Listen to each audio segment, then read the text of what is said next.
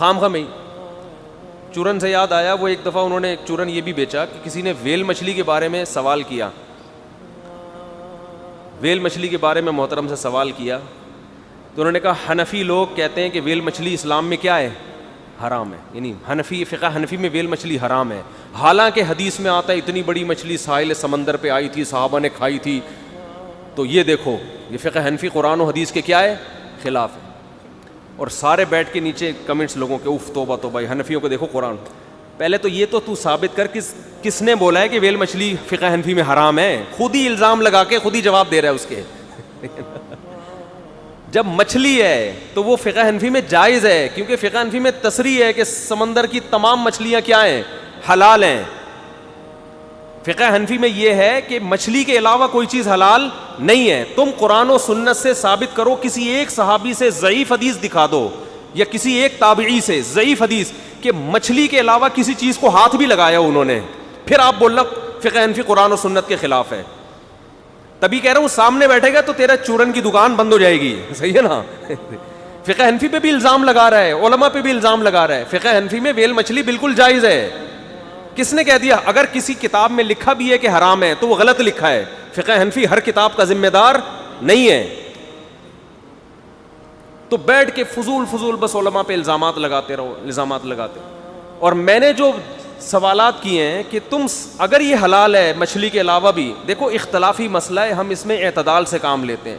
باقی فقہا ویل مچھلی کے علاوہ سمندر کی مخلوق کو بھی حلال سمجھتے ہیں, لیکن وہ اعتدال کے ساتھ, وہ فقہ حنفی پہ طنز نہیں کرتے. وہ کہتے ہیں ان کے اپنے دلائل ہیں, ہمارے اپنے دلائل ہیں.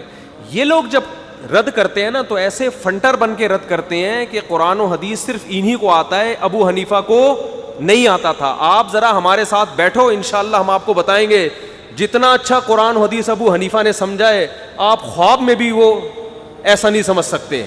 تبھی تو بڑے بڑے محدث, میرا ایک بیان ہے آڈیو بیان, کہ بخاری اور مسلم کے راویوں میں بڑے بڑے محدثین ایسے ہیں جنہوں نے اس بات کا اعتراف کیا ہے کہ ما سمعنا رأیا احسن من رأی ابی حنیفہ. ابو حنیفہ کو جو اللہ نے فقاہت دی تھی, سمجھ دی تھی, اس جیسی سمجھ ہم نے کسی میں نہیں دیکھی ہے. تو خیر خود ہی الزام لگا دیا. تو وہ محترم تقریر یہ کر رہے تھے, اچھی تقریر, کہ میسر یسر سے نکلا ہے. یسر کسے کہتے ہیں؟ بولو, آسانی کو. یسر کسے کہتے ہیں؟ آسانی کو. تو اس کا اصل ترجمہ ہے شراب بھی حرام اور آسانی کے ساتھ کمایا ہوا فری پھوکٹ کا پیسہ بھی کیا ہے. یعنی یہ تو پھوکٹ تو میں اپنی طرف سے لگا رہا ہوں نا, یہ بھی کیا ہے, حرام. لہذا جہیز بھی حرام کیونکہ وہ بھی فری میں ملتا ہے. جہیز بھی کیا ہے, حرام ہے, کیونکہ وہ بھی کیا ملتا ہے, فری میں. ٹھیک ہے, آپ کی سوچ اچھی ہے, آپ لوگوں کو میسج اچھا دے رہے ہو کہ جہیز نہیں لینا چاہیے, یہ میسج اچھا ہے, لیکن میرے بھائی اس کے لیے مفتیوں پہ طنز کرنے کی کیا, یہ ویسے ہی کہہ دیتے نہیں لیا کرو. رہا یہ جو دلیل دی ہے نا کہ میسر کا ترجمہ جو کوئی بھی مفتی نہیں بتاتا کہ آسانی ہے, تو یاد رکھیں دنیا میں اصول یہ ہے کہ جب کوئی چیز ٹرم ہوتی ہے نا, اصطلاح ہوتی ہے, اس میں اس کے اصل معنی نہیں دیکھے جاتے کہ یہ کس سے نکلا ہے. یہ دیکھا جاتا ہے نکل کے بن کیا گیا ہے اور یہ اس کو نام کیا دیا جا رہا ہے. میسر نکلا یسر سے ہے, اس لیے کہ جوئے میں آسانی سے پیسہ کمایا جاتا تھا, اس لیے عرب نے اس کو کیا کہنا شروع کر دیا, میسر. لیکن جب اس کو میسر کہنا شروع کر دیا تو اب جوئے کو میسر کہا جائے گا, ہر آسانی سے کمائی ہوئی چیز کو میسر نہیں کہا جائے گا. یہ اصطلاح ہے, ٹرم ہے. اس کی مثال خمر ہے.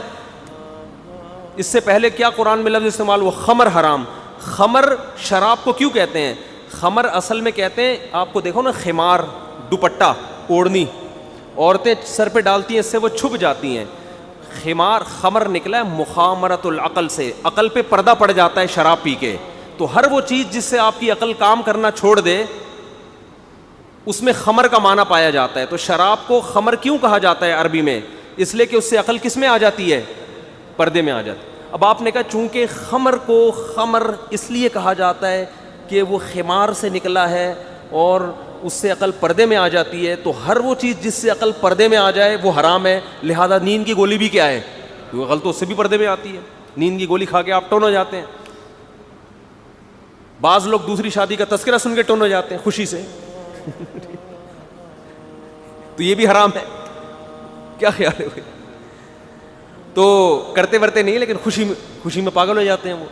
تو ہر وہ چیز تو آپ کو کیا میں ہوں سنی ٹن ٹناٹن والا ہو جائے گا یہ تو حساب. وہ نظم آئی تھی نا, نعت آئی تھی, یعنی ہر وہ چیز جو آپ وہ نظم باز لوگ وہ سن کے ٹن ہو گئے. میں ہوں قادری سنی ٹن ٹن ٹناٹن آئی تھی نا ایک نعت, تو بعض لوگ وہ سن کے کیا ہو گئے, ٹن ٹناٹن ہو گئے. تو ہم کیا کہیں گے بھائی, خمر اگرچہ یہاں سے نکلا ہے یہ لفظ, لیکن جب نکل کے کسی خاص چیز کو نام دے دیا گیا, ناؤن ہو گیا, تو اب اس سے وہی چیز مراد ہوگی. یہ نہیں دیکھا جائے گا کہ اس کا مادہ اشتقاق کیا ہے, یعنی یہ لفظ نکلا کہاں سے ہے, جہاں سے نکلا ہے ان تمام چیزوں پہ اس کو چسپاں کیا جائے, ایسا نہیں ہوتا. اسی وجہ سے جتنے بھی دنیا میں مفتی پائے جاتے ہیں وہ سارے یہی کہتے ہیں کہ میسر کا لفظ نکلا اگرچہ یسر سے ہے, مگر یہ اسپیسیفک ایک خاص کھیل کو کہا جاتا ہے جسے سٹا اور جوا کہتے ہیں. اب یہ نہیں کہ جو بھی آسانی سے حاصل ہو رہا ہے اس کو کیا کہہ دیں گے آپ, میسر. تو جہیز ناجائز کوئی اور وجہ سے ہے, اس آیت کی وجہ سے نہیں ہے. سمجھ میں نہیں آ رہی بات, کیونکہ رہے تو ایسے تو کسی نے نیچے کمنٹس کیے ہوتے کوئی فری میں گفٹ لا کے دے دے تو وہ بھی کیا ہے, فری پھوکٹ کا ہی ہے نا.